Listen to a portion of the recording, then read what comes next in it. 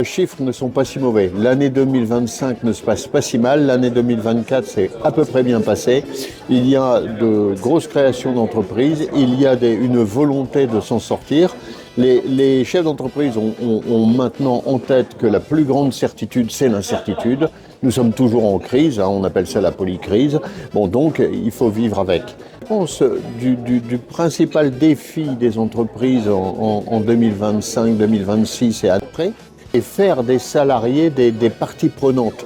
Parce que les salariés aujourd'hui réfléchissent différemment, ils ont une autre volonté par rapport à l'entreprise, ils sont en quête de sens, ils sont en quête de passion, et là, il faut les intéresser. 2026, une année importante. 2025, ça n'a pas été facile, vous l'avez tous vu. Néanmoins, on sent dans le tissu artisanal une volonté de réussir. C'est des hommes de passion, des métiers de passion. On a beaucoup de jeunes qui veulent rentrer dans nos métiers, mais à la fois, il y a une réalité. Il y a une réalité économique où les entreprises rencontrent des difficultés économiques, l'équilibre financier des entreprises, et puis après, l'enjeu de la formation. Pour former, pour que les entreprises se développent, eh bien, il faut former plus. Et on voit bien que demain, on nous met quand même un coup de frein à la formation. Mais c'est pas grave. On a en tout cas l'envie de réussir et on va tout faire pour que l'année 2026 eh bien, se passe mieux que l'année 2026. L'enjeu pour les entreprises en 2026, c'est de restaurer la confiance en l'économie. Le contexte français, le contexte international est très compliqué, on le sait, pour pouvoir à nouveau investir. Les projets aujourd'hui sont au ralenti, voire sont mis de côté. Il faut vraiment essayer de repasser à une étape supérieure pour pouvoir préparer le après-demain, parce que ce sera un élément clé qui sera déterminant pour les entreprises qui auront su investir dans la décarbonation ou dans d'autres sujets, mais c'est vraiment un élément clé. Le monde de l'agriculture et le monde du vivant, premier enjeu, c'est l'adaptation au changement climatique. Nous, c'est des entreprises à ciel ouvert, donc il faut absolument prendre ce critère dans toutes nos actions. Le deuxième, c'est répondre à toutes les aménités que nous demande la société.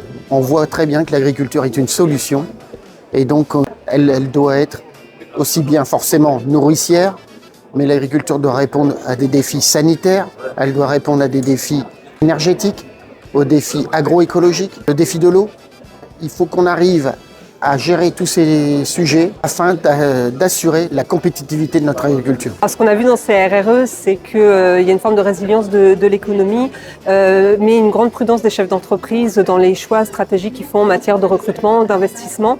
Et la vision qu'on a du côté de l'URSSAF, c'est comment est-ce qu'on peut mobiliser tous les moyens d'accompagnement qu'on a pour sécuriser à la fois la création d'entreprises, la prise en compte des difficultés ponctuelles que les chefs d'entreprise peuvent rencontrer pour favoriser le développement économique du territoire.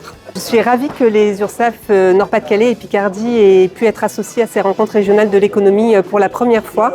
Les données qu'on mobilise en termes d'emploi salarié, connaissance des secteurs d'activité, ça permet vraiment d'apporter un éclairage très complémentaire à celui des partenaires.